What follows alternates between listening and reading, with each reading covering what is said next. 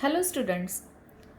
Commonly in JEE examination and NEET examination, the MCQs are asked in the solid state based on the topic solid state related to these main questions.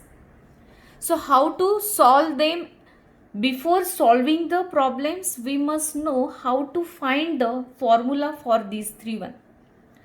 JEE आणि नीटच्या एक्झाममध्ये काही particular questions नेहमी विचारले जातात. ते म्हणजे काय? समजा एखाद्या मेटलचं मास तुम्हाला इतकं दिलेलं आहे की एवढ्या ग्रॅम मेटलच्या मासमध्ये तुम्ही किती त्या मेटलचे ॲटम्स किंवा पार्टिकल्स आहेत कसे काढणार, किती आहेत हे विचारतात.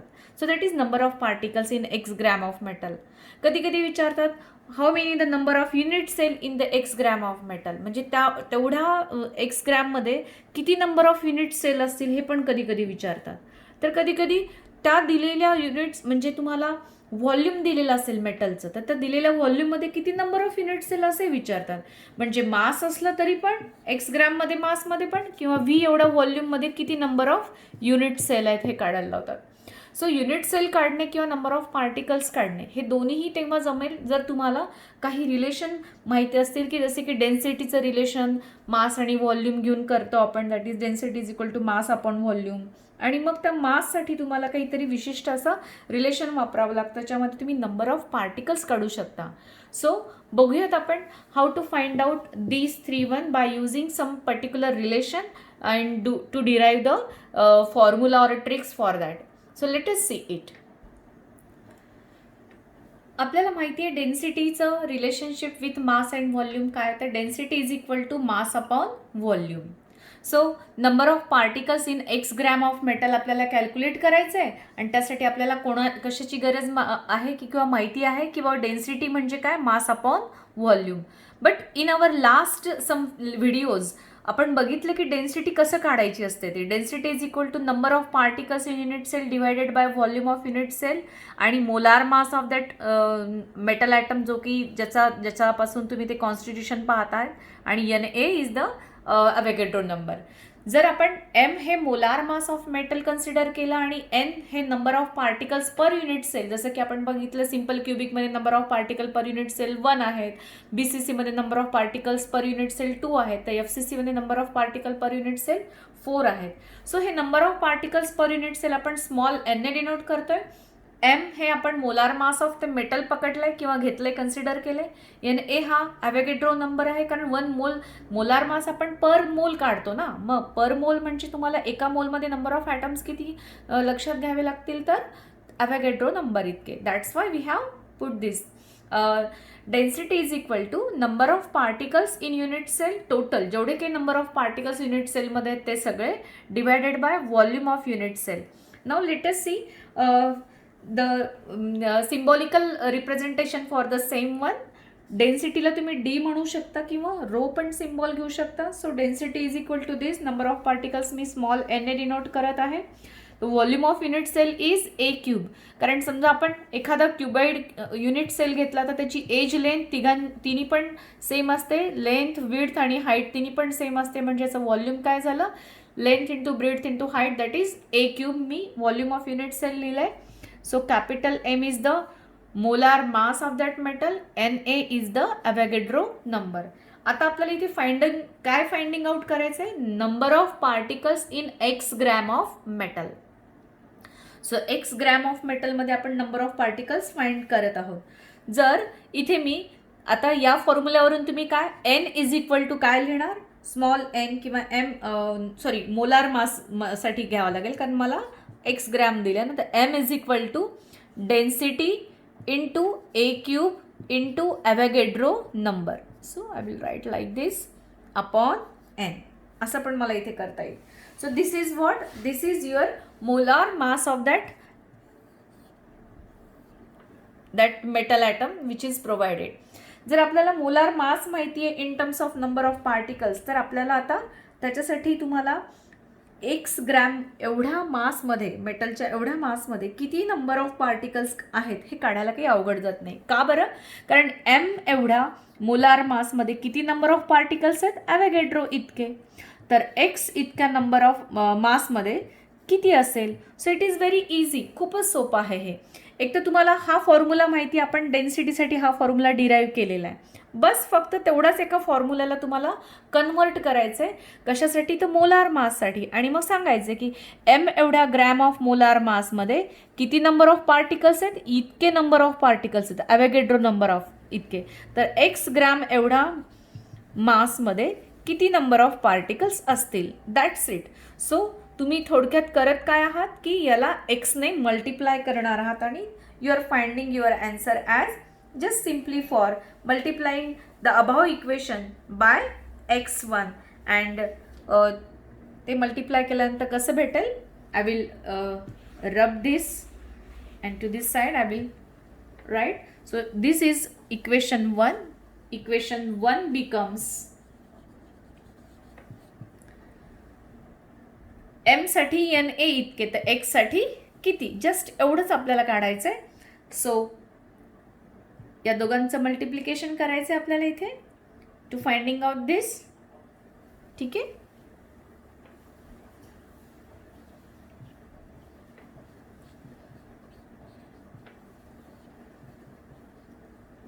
I will write this first one.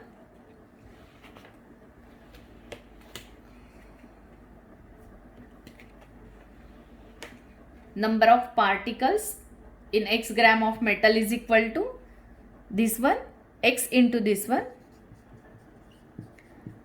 divided by m. So x into Na upon, so what is m? I will put the value of this m from equation 1. Okay. So d into a cube into Na divided by n. Okay. So this is the, now what will be cancel, हे आपण equation 1 वरून घेतलं आहे आणि याच्यातला हा N A cancel झाला आहे आणि हा एक्स पण वर, एन पण वर गेला आहे in the multiplication of x. So you gate this equation.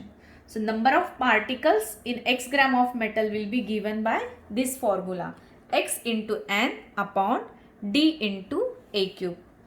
I will once again explain all this.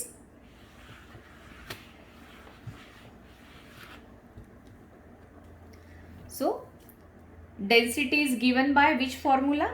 Density is given by number of particles n divided by volume of unit cell, which is a cube, into molar mass of that atom upon Avogadro number.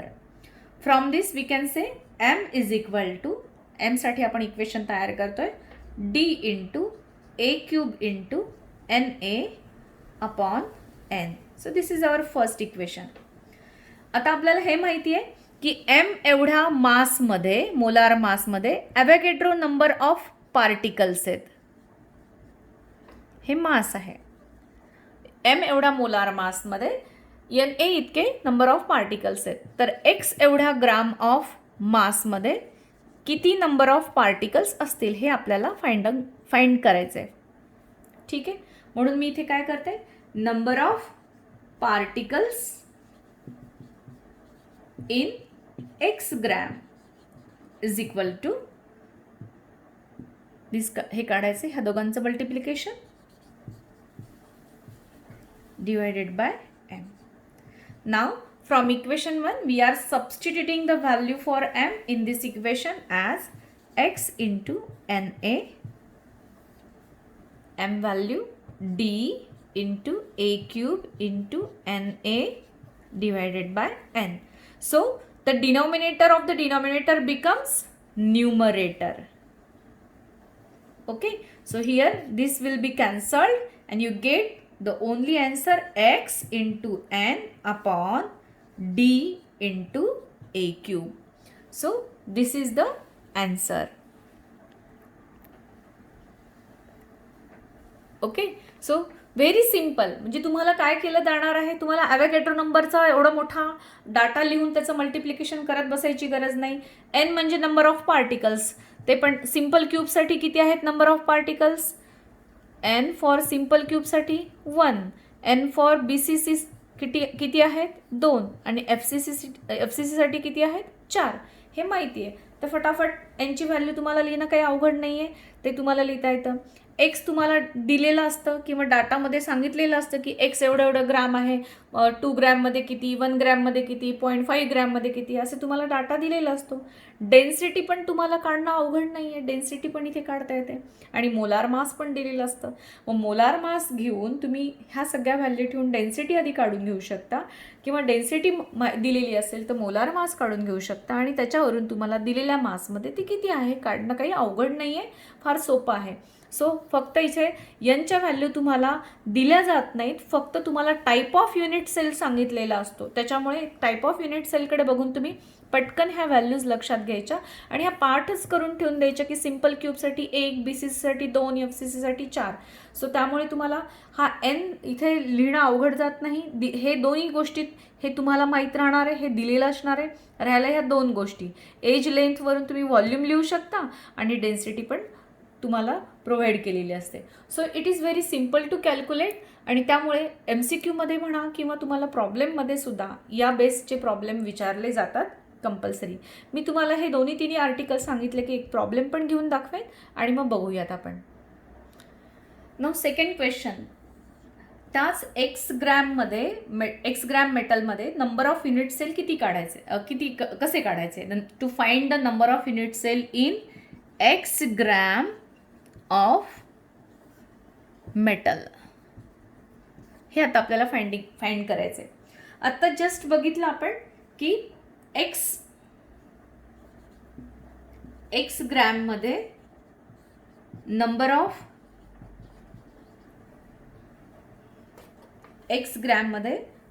Of particles, आपण particles काढले होते. किती होते ते number of particles, तर xn upon d into A cube, density into A cube. हे आपण just पहिल्याच इक्वेशनमध्ये आत्ता आपण फाइंड केलं होतं, राईट.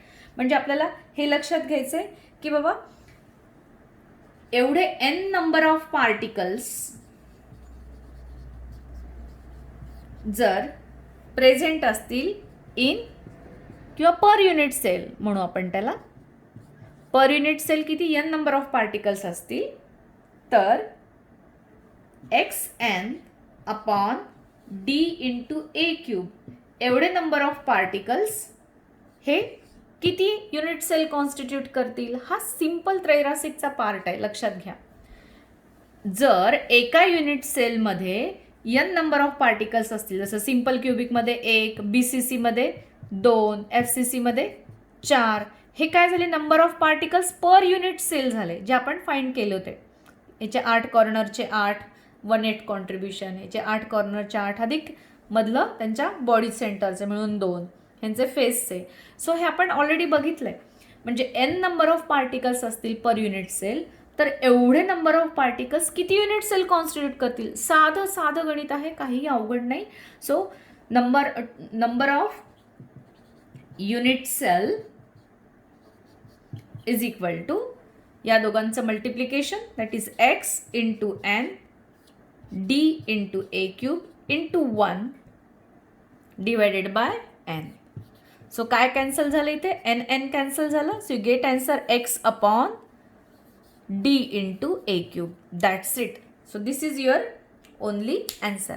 MCQमध्ये हेच तर विचारतात ना तुम्हाला, थोडंसं कन्फ्युजन करून विचारत असतात, बाकी काहीच नाही. फक्त तुम्हाला माहीत पाहिजे की एका युनिट सेलमध्ये n नंबर ऑफ पार्टिकल असतील तर एवढे दिलेल्या एक्स ग्रॅममध्ये किती नंबर ऑफ पार्टिकल्स असतील. पण आपण आता जस्ट काढलं होते की एक्स ग्रॅममध्ये एवढे पार्टिकल्स आहेत तर ते युनिट सेल काढायचे आहेत.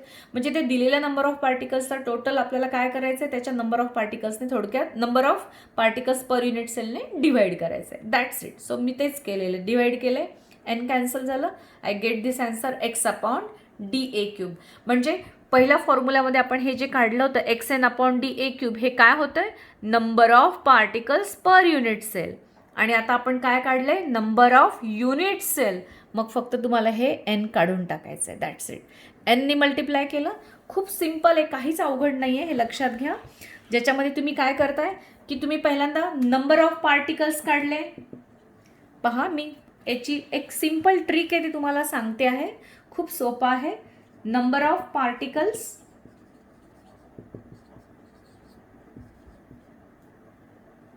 In x gram metal.